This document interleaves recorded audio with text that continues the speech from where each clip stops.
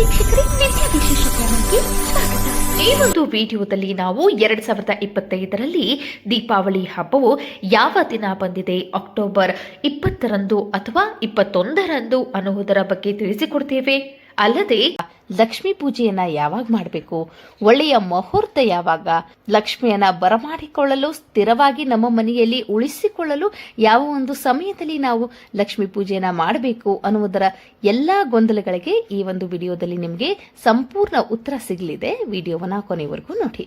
ನಿಮ್ಗೆಲ್ಲರಿಗೂ ಗೊತ್ತಿರುವ ಹಾಗೆ ನಮ್ಮ ದೇಶದಲ್ಲಿ ಪ್ರತಿಯೊಬ್ಬರು, ಪ್ರತಿ ವರ್ಗದವರು ಕೂಡ ದೀಪಾವಳಿ ಹಬ್ಬವನ್ನ ಅತಿ ವಿಜೃಂಭಣೆಯಿಂದ ಆಚರಿಸ್ತಾರೆ. ಶ್ರೀಮಂತರಾಗಿರ್ಲಿ, ಬಡವರಾಗಿರ್ಲಿ, ಕಡು ಬಡವರಾಗಿರ್ಲಿ, ತಮ್ಮ ಅನುಕೂಲಕ್ಕೆ ತಕ್ಕಂತೆ ಸಡಗರ ಸಂಭ್ರಮದಿಂದ ಈ ದೀಪಾವಳಿ ಹಬ್ಬವನ್ನ ಆಚರಿಸ್ತಾರೆ. ಇದರ ಹಿಂದೆ ಒಂದು ಸಣ್ಣ ಕಥೆ ಇದೆ. ಏನಂದ್ರೆ, ರಾಮನು ರಾವಣನ ವಿರುದ್ಧ ಜಯವನ್ನು ಗಳಿಸಿದ ನಂತರ ಮರಳಿ ಅಯೋಧ್ಯೆಗೆ ಬರ್ತಾನೆ. ಆಗ ಅಲ್ಲಿರುವಂತಹ ಅಯೋಧ್ಯೆಯ ಜನರು ದೀಪವನ್ನ ಬೆಳಕಿಸುವ ಮೂಲಕ ಆ ವಿಜಯವನ್ನ ಸಂಭ್ರಮಿಸುತ್ತಾರೆ. ಕತ್ತಲೆಯಿಂದ ನಮ್ಮನ್ನ ಬೆಳಕಿಗೆ ತಂದಂತಹ ರಾಮನನ್ನ ಅವರು ಸ್ಮರಿಸುತ್ತಾ ಆ ದೀಪಾವಳಿ ಹಬ್ಬವನ್ನ ಆಚರಣೆ ಮಾಡ್ತಾರೆ. ದೀಪಾವಳಿಯನ್ನ ಕಾರ್ತಿಕ ಮಾಸದ 15ನೇ ದಿನವಾದ ಅಮಾವಾಸ್ಯೆ ಎಂದು, ವರ್ಷದ ಅತ್ಯಂತ ಕರಾಳ ರಾತ್ರಿಯಾದ ಕಾರ್ತಿಕ ಅಮಾವಾಸ್ಯೆ ಎಂದು ಆಚರಿಸಲಾಗುತ್ತದೆ. ಮತ್ತು ಈ ವರ್ಷವು ಈ ಹಬ್ಬ 2025ರಲ್ಲಿ ಅಕ್ಟೋಬರ್ ಸೋಮವಾರ 20 ಹಾಗೂ ಮಂಗಳವಾರ 21ರಂದು 2 ದಿನ ಅಮಾವಾಸ್ಯೆಯು ಕಾಲು ಹಾಕುವ ಕಾರಣದಿಂದಾಗಿ ಹೆಚ್ಚಿನ ಜನರು ಮಹಾಲಕ್ಷ್ಮಿಯ ಪೂಜೆಯನ್ನ ಸೋಮವಾರ ಪ್ರಾದೋಷಿಕ ಕಾಲದಲ್ಲಿ ಸಾಯಂಕಾಲ ಸಮಯದಲ್ಲಿ ಋಷಭ ಲಗ್ನವಿರುವ ಸಮಯದಲ್ಲಿ ಮಾಡುವ ಕಾರಣದಿಂದಾಗಿ ಹೆಚ್ಚಿನ ಜನರು ಅಕ್ಟೋಬರ್ 20ರಂದು ಆಯ್ದುಕೊಳ್ಳುತ್ತಿದ್ದಾರೆ. ದೀಪಾವಳಿಯನ್ನ ಅಂದಿನ ದಿನವೇ ಆಚರಿಸುತ್ತಿದ್ದಾರೆ.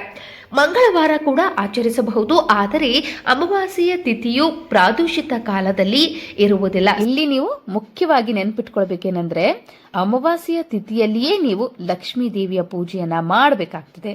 ಯಾಕಪ್ಪ ಅಂದ್ರೆ, ಯಾವುದೋ ಒಂದು ಸಮಯದಲ್ಲಿ ನೀವು ಲಕ್ಷ್ಮೀ ಪೂಜೆಯನ್ನ ಮಾಡಿ ನಮಗೆ ಯಾವತ್ತೂ ಹಣದ ಕೊರತೆ ಇರ್ತದೆ, ನಾವೆಷ್ಟೇ ಪೂಜೆ ಮಾಡಿದ್ರು ಲಕ್ಷ್ಮಿ ನಮಗೆ ಒಲಿಯುವುದಿಲ್ಲ ಅಂತ ಅನ್ಕೊಳ್ತೀರಿ. ನೀವು ತಾಯಿ ಲಕ್ಷ್ಮಿಯನ್ನ ಪೂಜಿಸಬೇಕಾದ್ರೆ ಕೆಲವೊಂದು ಸ್ಥಿರ ಲಗ್ನಗಳಿರ್ತವೆ, ಸ್ಥಿರ ಸಮಯ ಅಂತ ಇರ್ತದೆ, ಮತ್ತು ಒಳ್ಳೆಯ ಪ್ರಾದೋಷಿಕ ಕಾಲ ಅಂತ ಇರ್ತದೆ.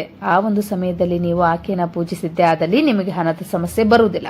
ತಾಯಿ ಲಕ್ಷ್ಮೀ ದೇವಿಯನ್ನ ಚಂಚಲ ಮನಸ್ಸಿನವಳ ಅಂತ ಶಾಸ್ತ್ರಗಳಲ್ಲಿಯೇ ಹೇಳಿದ್ದಾರೆ. ಹಾಗಿದ್ದಾಗ ಸ್ಥಿರ ಸಮಯದಲ್ಲಿ ನೀವು ಆಕೆಯನ್ನ ಆಹ್ವಾನಿಸಿಕೊಂಡು ಆಕೆಯನ್ನ ಒಲಿಸಿಕೊಂಡಿದ್ದೇ ಆದಲ್ಲಿ ನಿಮಗೆ ಹಣದ ಕೊರತೆ ಬರುವುದಿಲ್ಲ. ಎಷ್ಟೇ ನೀವು ಕಷ್ಟಪಟ್ಟು ದುಡಿದ್ರೂ ನಮಗೆ ಹಣ ನಿಲ್ತಿಲ್ಲ ಅನ್ನೋದಕ್ಕೆ ಇದೇ ಕಾರಣ ಆಗ್ತದೆ. ಎಷ್ಟೇ ಕಷ್ಟಪಟ್ಟು ದುಡಿದ್ರೂ ನಮ್ಮ ಕೈಯಲ್ಲಿ ಹಣ ನಿಲ್ತಿಲ್ಲ, ಬರೀ ಖರ್ಚಾಗುತ್ತೆ, ಮನೆಯಲ್ಲಿ ₹1 ಕೂಡ ನಿಲ್ತಿಲ್ಲ, ಸಾಲ ಸುಲ ಮಾಡ್ಕೊಂಡಿದ್ದೀವಿ ಅಂತ ಹೇಳ್ತಿರಲ್ವಾ.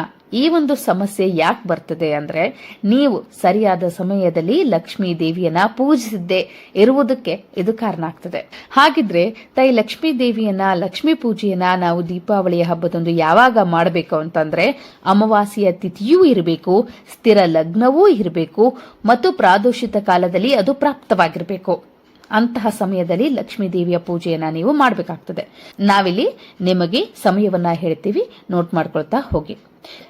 ನಮಗಿಲ್ಲಿ ಅಕ್ಟೋಬರ್ 20ರಂದು ಮಧ್ಯಾಹ್ನ 3:44 ಅಮಾವಾಸ್ಯೆಯ ತಿಥಿ ಪ್ರಾರಂಭವಾಗಿ ಅಕ್ಟೋಬರ್ 21, 2025ರಂದು ಸಂಜೆ 5:54 ಸಮಯ ಇರುತ್ತದೆ.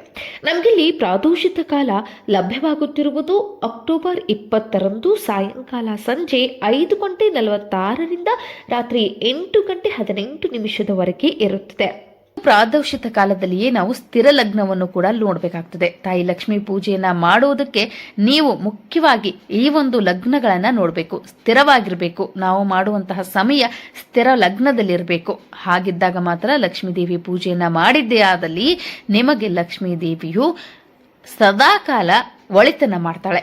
ಹಾಗಾಗಿ ಅಕ್ಟೋಬರ್ 20ರಂದು ಋಷಭ ಕಾಲ ಅಂದ್ರೆ ಋಷಭ ಲಗ್ನ ನಮಗಿಲ್ಲಿ ಪ್ರಾಪ್ತಿಯಾಗುತ್ತಿರುವುದು ಅದು ಸಾಯಂಕಾಲ 7:08 ರಾತ್ರಿ 9:30 ಸ್ಥಿರ ಲಗ್ನ ಅಂದ್ರೆ ಋಷಭ ಲಗ್ನ ಇಲ್ಲಿ ಪ್ರಾಪ್ತಿಯಾಗುತ್ತದೆ.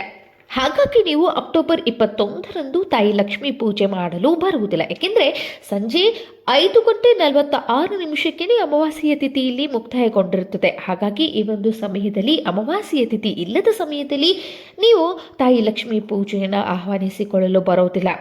ಅಷ್ಟಾಗಿಯೂ ನೀವು ಅಕ್ಟೋಬರ್ 21ರಂದೇ ನಾವು ದೀಪಾವಳಿ ಹಬ್ಬವನ್ನು ಆಚರಿಸ್ತೀವಿ, ಅಂದಿನ ದಿನ ಯಾವುದಾದ್ರೂ ಒಳ್ಳೆಯ ಸಮಯ ಇದ್ದರೆ ಹೇಳಿ ಎನ್ನುವುದಾದರೆ, ಅಕ್ಟೋಬರ್ 21ರಂದು ಯಾವ ಶುಭ ಲಗ್ನಗಳು ಪ್ರಾಪ್ತಿಯಾಗುತ್ತಿದೆ, ಯಾವ ಸಮಯದಲ್ಲಿ ಪೂಜೆ ಮಾಡಬೇಕು, ಬೆಳಗ್ಗೆಯಿಂದ ಹಿಡಿದು ಸಾಯಂಕಾಲ 5:46 ಇರುವಂತಹ ಎಲ್ಲ ಶುಭ ಮುಹೂರ್ತಗಳು ಯಾವುವು ಎನ್ನುವುದನ್ನು ಮುಂದಿನ ವಿಡಿಯೋದಲ್ಲಿ ತಿಳಿಸ್ತೀವಿ.